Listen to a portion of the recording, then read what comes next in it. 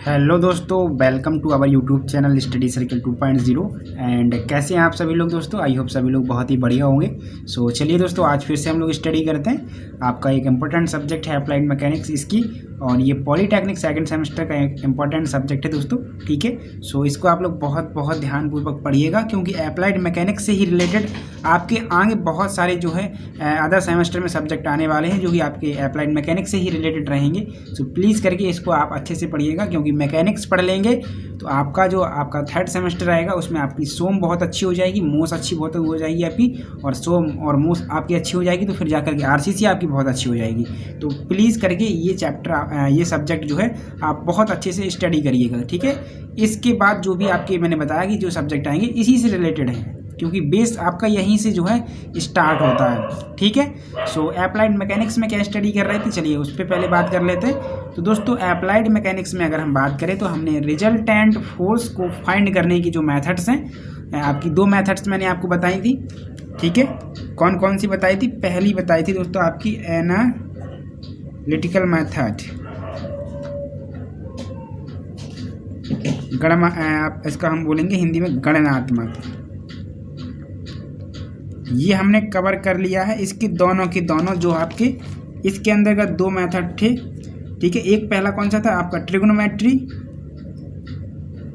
और दूसरा कौन सा था रेजोल्यूशन। ठीक है, रेजोल्यूशन आपका ये दोनों के दोनों मेथड में कवर करा चुका हूँ।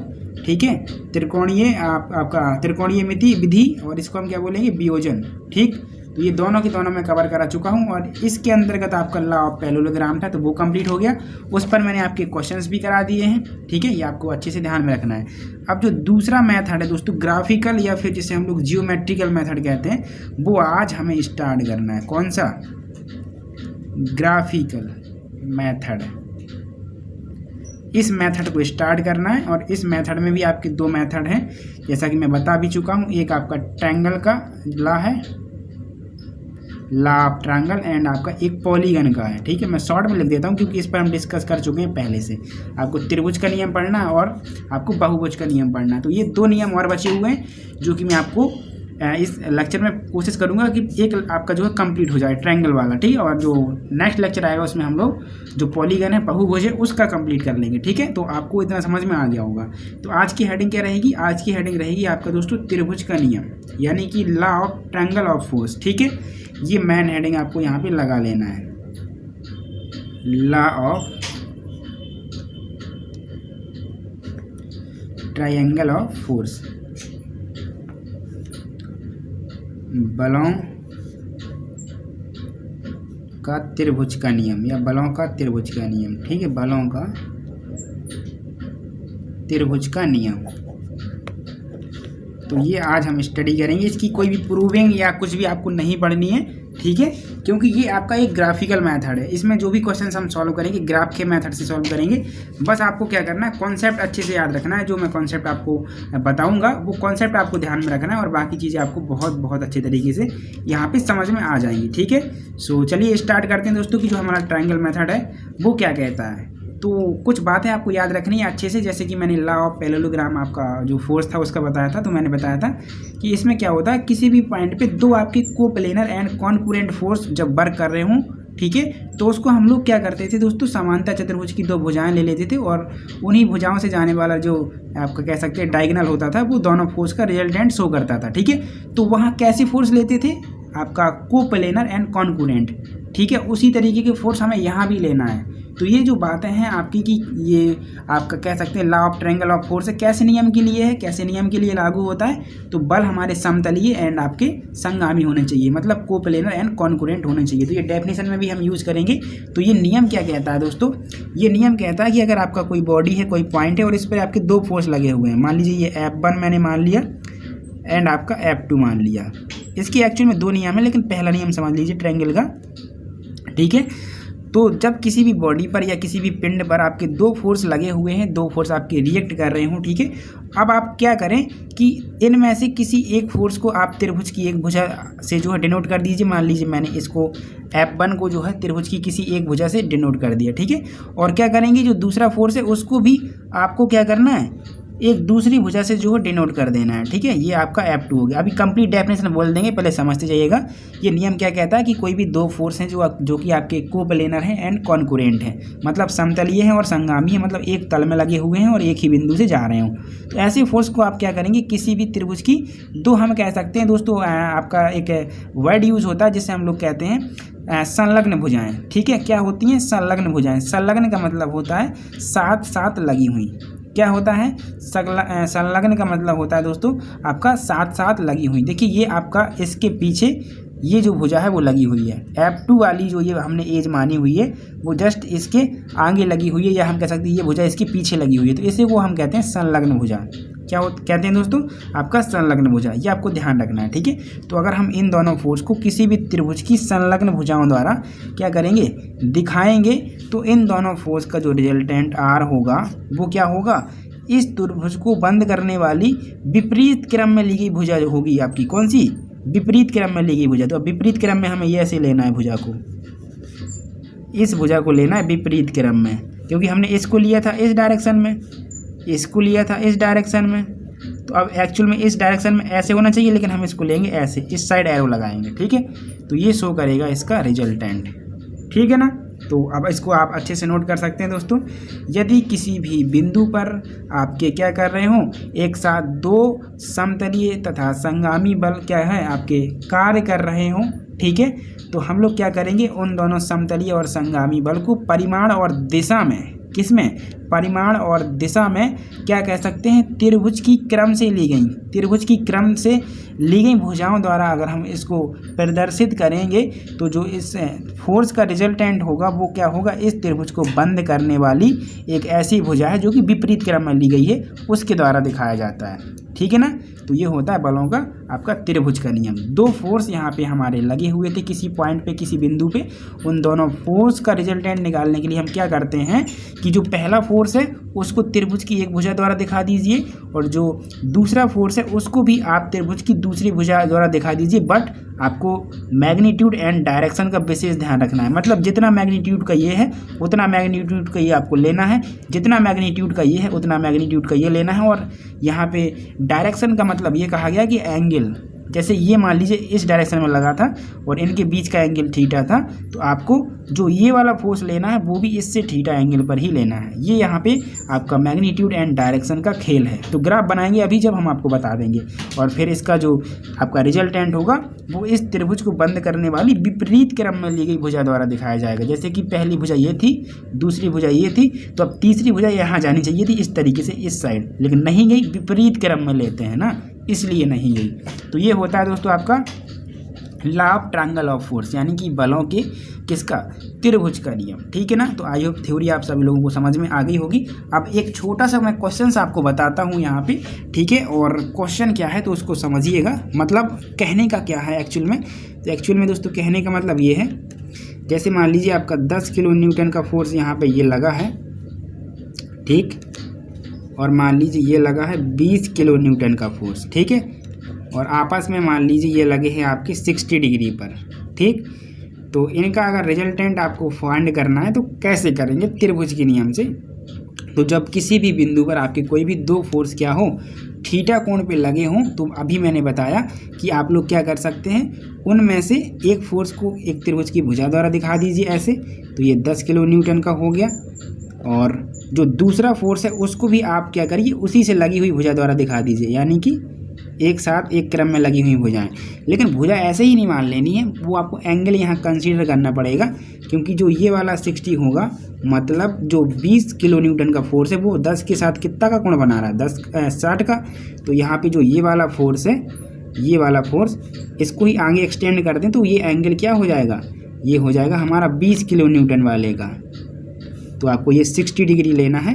अब अगर इनका रिजल्टेंट हम देखेंगे तो रिजल्टेंट ये वाली एज के बराबर होगा, ये वाली जो एज है, और जो विपरीत क्रम में ली है वो हमारा रिजल्टेंट होगा। अब कैसे ये हम निकालते हैं दोस्तों, तो हमें यहाँ एक स्केल लेनी होती है, क्योंकि ये ग्राफीय विधि है, तो हम स्केल लेकर के चलते हैं दोस्तों। कैसे स्केल लेकर के चलते हैं, तो मैग्नीट्यूड है सपोज 10 किलो न्यूटन का है, तो अब हमें इसको एक स्केल के रूप में खींचना है। तो स्केल तो हमारी किलो न्यूटन में तो रहेगी नहीं, वो तो मीटर सेंटीमीटर में रहेगी। तो इसको हम कंसीडर कर लेंगे, जैसे हमने मान लिया कि जो हमारा मान लीजिए 1 सेंटीमीटर है वो 5 किलो न्यूटन को दिखा रहा है। किसको दिखा रहा है? 5 किलो न्यूटन को दिखा रहा है। तो 10 किलो न्यूटन कितने को दिखाएगा? 2 सेंटीमीटर को। यानी कि आपको 2 सेंटीमीटर लंबी रेखा खींच लेनी है और ये आपका हो जाएगा 10 किलो न्यूटन का फोर्स। ठीक है, इसके बाद आपको जो थीटा आपको दिखाना है 10 किलो न्यूटन फोर्स से वो 60 डिग्री दिखाना है। तो अब यहाँ से 60 डिग्री पर आपको दूसरा फोर्स ले जाना है, लेकिन वो फोर्स कितना रहेगा मैग्नीट्यूड में? तो वो 20 किलो न्यूटन है।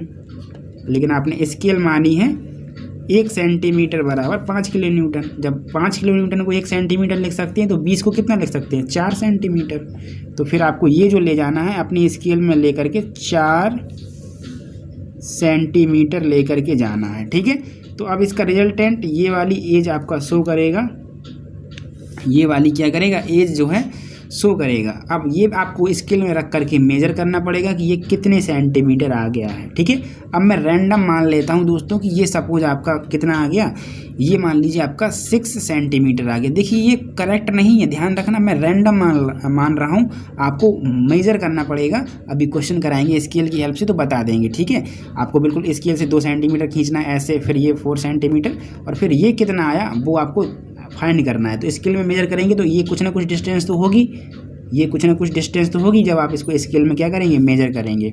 ठीक है ना, तो सपोज मैंने माना है और ये आ गई मेरी 6 सेंटीमीटर आर। लेकिन ये आर अभी डायरेक्ट आपका 6 सेंटीमीटर नहीं हो जाएगा, वो तो आपको किलो न्यूटन में लेके जाना है। तो आपने 1 सेंटीमीटर को 5 किलो न्यूटन माना था, तो 6 सेंटीमीटर को मानने के लिए 5 से गुणा कर देंगे, तो 6 पंचे 30 किलो न्यूटन आपका यहाँ पे हो जाएगा। यानी कि रिजल्टेंट 30 किलो न्यूटन हो गया। अब ये रैंडम मैंने माना है, ये ज़रूरी नहीं है कि 6 सेंटीमीटर ही होगा। ठीक है, ये आप लोगों को ध्यान में रखना है। ठीक है दोस्तों, सो अब हम क्या करते हैं, आपका जो law of triangle of force ये तो कंप्लीट हुआ, इस पर कुछ क्वेश्चंस करा देते हैं। लेकिन दोस्तों इसका एक नियम और होता है, जैसे कि ये नियम तो ये था कि अगर किसी भी बिंदु पर आपके 2 बल काम कर रहे हो तो आप लोग क्या कर सकते हैं, उनका रिजल्टेंट फाइंड करने के लिए इन दोनों बलों को क्या करिए, त्रिभुज की 2 क्रम से ली गई भुजाओं द्वारा दिखा दीजिए और जो बंद करने वाली भुजा है उसको विपरीत क्रम में ले लीजिए, तो वही विपरीत क्रम में ली गई भुजा रिजल्टेंट को शो करेगी। ये नियम कहता है।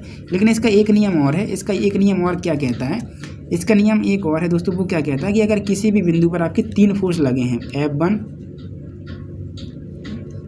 F2 और आपका F3, क्या है, अगर किसी भी बिंदु पर आपके 3 बल लगे हुए, एक साथ 3 बल लगे हुए, मैंने मान लिया F1 F2 F3, और ये बल कैसे हैं, ये कोप्लेनर एंड कॉन्कुरेंट है। ये आपको बहुत बहुत बहुत बहुत अच्छे से याद करना है दोस्तों, ये जेईई एडवांस तक का क्वेश्चन है आपका।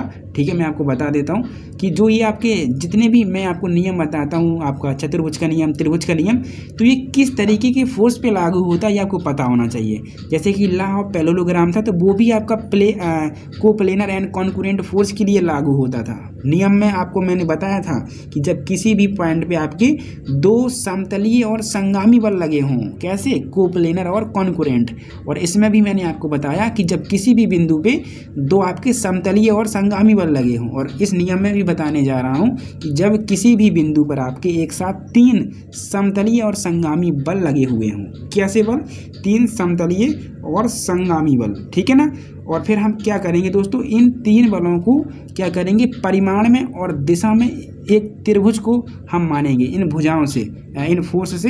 देखिए कैसे, जैसे ये आपका 3 फोर्स लगा हुआ था, तो आप एक त्रिभुज मानिएगा, जैसे परिमाण और दिशा में समान मानना है। जैसे कि मैंने यहाँ बताया, जैसे इसका कुछ मैग्नीट्यूड है, तो उस मैग्नीट्यूड के हिसाब से आपको लेंथ यहाँ पे माननी है स्केल मान के। तो जो ये F1 हो जाएगा, इसके बाद दूसरी एज को आपको यहाँ दिखाना है। अब ऐसे नहीं दिखा देना, ये एंगल कितना है वो आपको यहाँ मान करके ऐसे उस पर आपको खींच देना है F2। ठीक है, इसके बाद ये आपको खींच देना है इस तरीके से, बाद में F3। डायरेक्शन यही रहेगी, यहाँ पे ये नहीं बोला गया कि बंद करने वाली विपरीत क्रम में लिखी, ऐसा इसमें नहीं बोला है, ये आपका F3 होगा। ठीक है, तो ये नियम क्या कहता है कि अगर किसी भी बिंदु पर आपके 3 समतलीय और संगामी बल एक साथ काम कर रहे हैं, ठीक है, तो हम क्या कर सकते हैं दोस्तों, इन तीनों बलों को अगर परिमाण में और दिशा में त्रिभुज की क्रम से ली गई भुजाओं द्वारा दिखाएं। देखिए क्रम से ली मैंने 1 2 3, तीनों को मैंने क्रम से लिया। तो अगर हम इन तीनों बलों को क्या करें, किसी भी त्रिभुज की तीन भुजाओं से द्वारा जो है इसको प्रदर्शित करें, जो कि हमने एक ही क्रम में ली है, तो क्या करेंगे, ये आपके जो फोर्स हैं दोस्तों वो आपके इक्विलिब्रियम कंडीशन में होंगे, यानी कि साम्य अवस्था में होंगे। क्या होंगे? साम्य अवस्था में होंगे। अब ये साम्य अवस्था क्या होती है? तो साम्य अवस्था का मतलब होता है दोस्तों इक्विलिब्रियम कंडीशन। क्या होता है? आपका होता है इक्विलिब्रियम कंडीशन। इक्विलिब्रियम कंडीशंस अभी जस्ट आपका आगे एक चैप्टर आने वाला, वहाँ पे बताएंगे। वहाँ पे होता है एक्स अक्ष पे काम करने वाले सभी बलों का सम 0 होता है, वाई पे भी होता है, ठीक है। ये केवल और केवल कोप्लेनर के लिए होता है, ठीक है। तो इसमें आपका कहने का मतलब ये है कि एक्स अक्ष पे जितने फोर्स काम करेंगे उनका सम 0 एंड वाई अक्ष पे काम करने वाले सभी बलों का मान 0 होगा।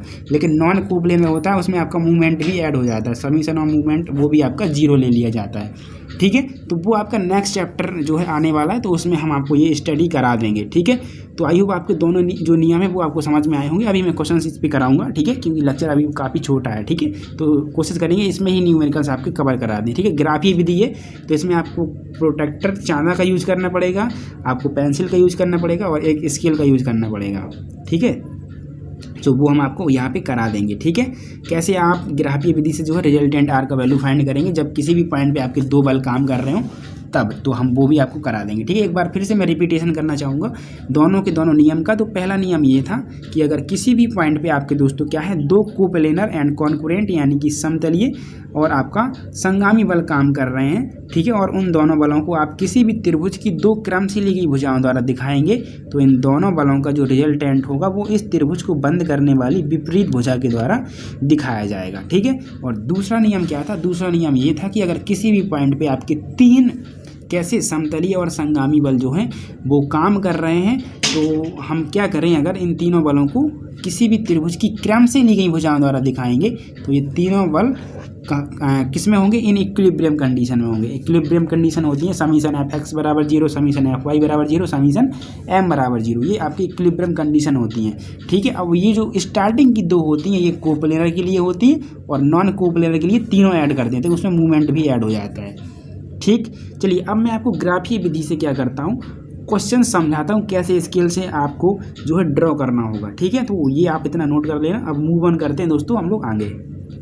सो ये है दोस्तों आप लोगों का एक क्वेश्चन जो कि ग्राफीय मेथड से आपको सॉल्व करना है और फाइंड करना है रिजल्टेंट आर की वैल्यू। यानी कि आपका क्वेश्चन में क्या है, दो फोर्स है 40 एंड 60 किलो न्यूटन के, जो कि आपस में 70 डिग्री पे लगे हुए हैं, ठीक है। और इनका फिर आपको रिजल्टेंट जो आर रहेगा, जो रिजल्टेंट आर रहेगा वो आपको फाइंड करना है ग्राफीय मेथड से। इसमें आपको फॉर्मूला नहीं लगाना है, आर स्क्वायर बराबर ब्रैकेट के अंदर P square plus q square plus 2p/q cos theta, ये नहीं लगाना है। विदाउट यूज दिस, ठीक है, आपको फाइंड करना रिजल्टेंट आर की वैल्यू, ठीक है, वो भी ग्राफीय मेथड से, ठीक है। ग्राफिकल जो मेथड मैंने बताया उससे आपको फाइंड करना है, ठीक है। सो चलिए अब हम स्टार्ट करते हैं कि इसको कैसे हम लोग जो है फाइंड करेंगे। तो पहले तो आपको नियम जो मैंने बताया वो समझ में आना चाहिए। मैंने क्या बताया था? नियम मैंने बताया था कि अगर किसी भी बिंदु पे या किसी भी बॉडी पे आपके दो बल काम कर रहे हैं, तो इन बलों के परिणामी के लिए हम इन बलों को त्रिभुज की क्रम से ली गई भुजाओं द्वारा दिखाएंगे। पहली भुजा को हम 40 किलो न्यूटन कहेंगे और दूसरी भुजा को हम दिखाएंगे 60 किलो न्यूटन द्वारा। लेकिन इस फोर्स को कितने एंगल पे लेना है यहाँ, तो हमें लेना है 70 डिग्री पर, ठीक है, ये आपको ध्यान रखना है। फिर जो ये वाली आपकी भुजा होगी, ये वाली, ये रिजल्टेंट को दिखाएगी, ठीक है। तो अब कितनी लंबी ये भुजा हमें लेनी है, ये एज जो है कितनी लंबी लेनी है, वो हम कैसे डिसाइड करेंगे? तो चूँकि अब हमारी जो स्केल होती है खींचने वाली, क्योंकि यहाँ पे आपको स्केल की ज़रूरत होगी और आपको प्रोटेक्टर यानी चांदा की भी ज़रूरत होगी। एक सेकंड रुकिए, ये रहा देखिए चांदा, इसकी ज़रूरत होगी आपको, ठीक है। सो आप लोग यहाँ से जो ये लाइन आपको खींचनी है, कितनी लंबी खींचनी है, वो कैसे डिसाइड करेंगे? उसके लिए आपको एक स्केल माननी पड़ती है। तो दोस्तों आप एक स्केल मान लीजिए, जैसे मैं मान लेता हूँ कि 5 किलो न्यूटन जो है 1 सेंटीमीटर के बराबर है। मतलब 5 किलो न्यूटन फोर्स को मैं 1 सेंटीमीटर लंबी रेखा द्वारा दिखाऊंगा, ठीक है। तो अब मुझे ये वाली जो रेखा है वो दिखानी है 40 किलो न्यूटन। तो जब 5 किलो न्यूटन 1 सेंटीमीटर के बराबर है, तो 40 कितना हो जाएगा? 8 सेंटीमीटर के बराबर। मतलब इस रेखा की लंबाई होगी मेरी 8 सेंटीमीटर। अभी बना के बताएंगे, पहले आप कैलकुलेशन कर लीजिए, ठीक है। इसके बाद हमारे पास एंगल तो है, अब हमें ये वाली जो है रेखा खींचनी है 60 किलो न्यूटन वाली। तो ये कितनी लंबी होगी? जब 5 किलो न्यूटन 1 सेंटीमीटर के बराबर है, तो 60 कितने के बराबर होगा? 12 सेंटीमीटर। यानी इस वाली रेखा की जो लंबाई है वो 12 सेंटीमीटर है। इसके बाद दोस्तों अब जब रिजल्टेंट निकालेंगे तो इस वाली लंबाई को माप लेंगे हम लोग और उसमें गुणा करा देंगे कितने का, 5 का, हमारा रिजल्टेंट आर आ जाएगा। ठीक है, अब एक एक स्टेप फॉलो करते हैं। ठीक है, तो एक एक स्टेप फॉलो करते हैं। सबसे पहले मैंने क्या बताया, सबसे पहले आपको जो है पहला फोर्स लेना है। अब सपोज ये ओ था, तो ओ से हमें पहला ये फोर्स दिखाना है 40 किलोन्यूटन का 8 सेंटीमीटर द्वारा। तो सबसे पहले स्केल लेंगे आप लोग, सबसे पहले आप स्केल लेंगे, इसमें 8 सेंटीमीटर की रेखा आप लोग, ठीक है 8 सेंटीमीटर में दिखा देता हूँ।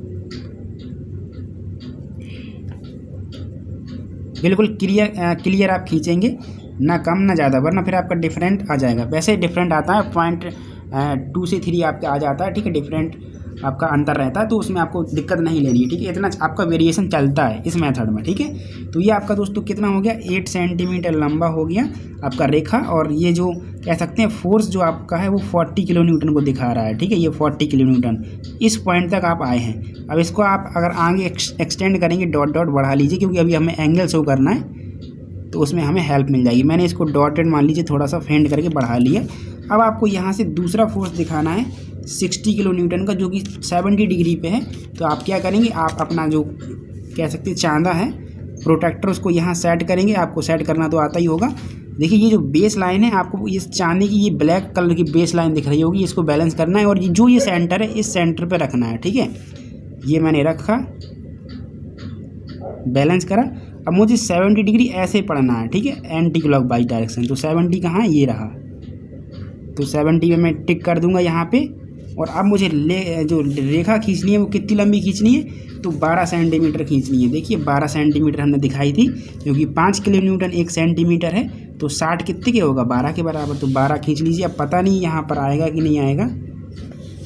ये रहा पॉइंट, देखिए ये थोड़ा सा हमें और नीचे से खींचना चाहिए था, लेकिन अब ये डिस्टर्ब कर रहा है। चलिए फिर भी मैं समझा देता हूँ। चलिए इस फिगर के ऊपर ओवरलैप करेगा तो कहा जाने दीजिए। ठीक है, कोई दिक्कत नहीं है। देखिए यहाँ से हमने लिया ये 12 सेंटीमीटर, इसको मैच किया इस पॉइंट को, और ये 12 सेंटीमीटर देखिए खींचना हमने शुरू किया। अब 12 सेंटीमीटर मैं खींच रहा हूँ ऐसे। अब देखिए ये ऊपर कहाँ तक जा रहा है, ओवरलैप कर गया। इसके लिए सॉरी दोस्तों, थोड़ा सा नीचे से बनाना चाहिए था मुझे, लेकिन कोई बात नहीं, ऊपर ओवरलैप कर जाने दीजिए। तो आपका ये पॉइंट यहाँ तक जा रहा है। ठीक है, ये रहा 12 सेंटीमीटर यहाँ तक, देखिए इस पॉइंट तक। ये जो है 12 सेंटीमीटर की लंबी लाइन है, जो कि आपके कितने 60 किलो न्यूटन बल को दिखा रही है। कितने बल को दिखा रही है, 60 किलो न्यूटन बल को दिखा रही है। ठीक है, आपको दिख रहा है ना। चलिए मैं थोड़ा सा आपका सेटअप बना देता हूँ, ताकि पूरा फिगर आपको दिखने लगे। अभी आपको आधा फिगर दिख रहा है, तो थोड़ा सा 1 सेकंड मुझे दीजिए आप लोग। चलिए अब आप लोग दोस्तों पूरा का पूरा जो फिगर है वो देख पा रहे होंगे बहुत ही बढ़िया तरीके से। ठीक है, तो हमारा जो है ये पहला फोर्स था 40 किलो न्यूटन का, जो कि 8 सेंटीमीटर लंबी रेखा के द्वारा दिखाया जा रहा था। ठीक है, इसके बाद क्या था, हमें यहाँ से 70 डिग्री पे दूसरा फोर्स लेके जाना था 60 किलो न्यूटन का, जो कि हमने दिखाया 12 सेंटीमीटर लंबी रेखा के द्वारा। अब 70 डिग्री पर 12 की खींची हमने, तो ये इस थोड़ा सा ओवरलैप कर गया, जो कि एंडिंग इसका यहाँ हो गया, तो कोई दिक्कत नहीं है। अब आपको करना क्या है दोस्तों, जो ये स्टार्टिंग पॉइंट था ये वाला, और जो ये एंडिंग पॉइंट है, इन दोनों के बीच की दूरी आपको मेजर करनी है। क्या करनी है, दूरी आपको मेजर करनी है। ठीक है, तो दूरी मेजर कर लेते हैं। चलिए जल्दी से अब यहाँ से हम इसको मेजर करना शुरू कर लेते हैं। 1 सेकंड रुकिएगा, ऐसे रखते हैं। तो दूरी आप अच्छे से पढ़िएगा। देखिए दूरी कितनी आ रही है, ये आ रही है 16.5। क्या आपको दिख रहा है, 16.5 डिग्री। देखिए यहाँ 0 से स्टार्ट हुआ, और आपको यहाँ 16.5 डिग्री अगर दिख रहा हो तो 16.5 डिग्री है दोस्तों। देखिए ये 16.5 डिग्री, देखिए यहाँ पे आप दिख रहा है, थोड़ा सा साइन आ रहा है। ठीक है, 16.5 डिग्री आ रहा है, आप देख लीजिए मेजर करके।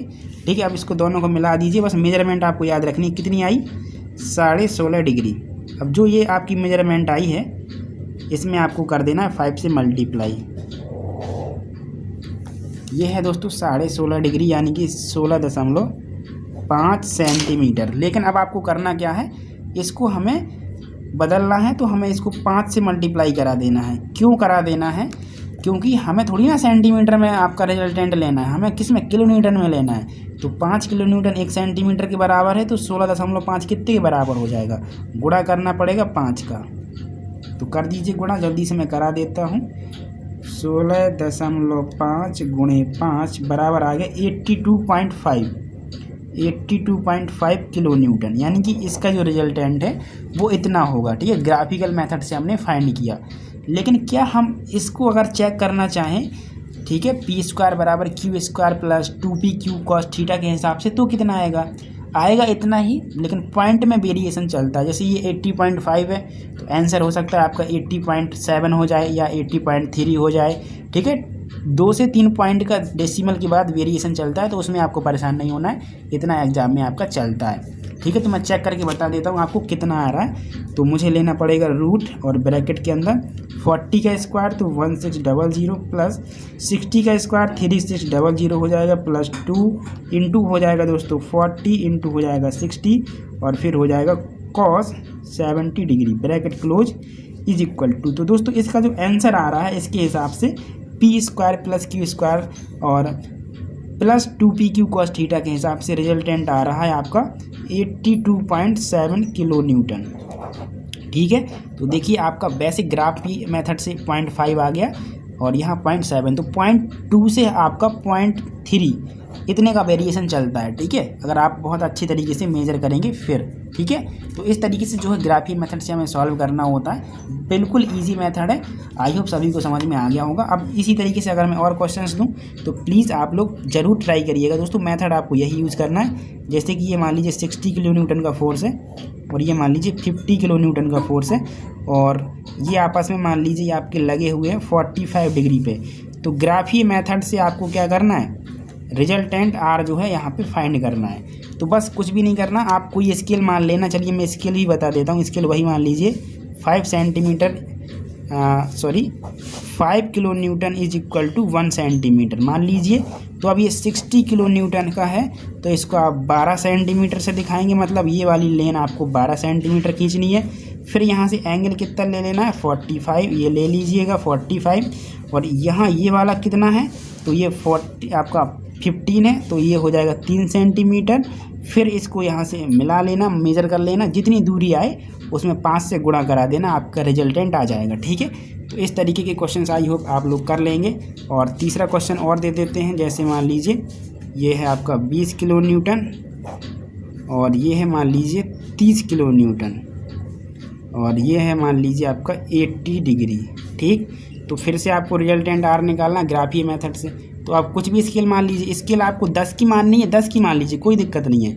आप लोग 10 किलो न्यूटन बराबर भी 1 सेंटीमीटर मान सकते हैं। तो इसमें आपको खींचनी पड़ेगी कितनी 2 सेंटीमीटर, ये 2 सेंटीमीटर।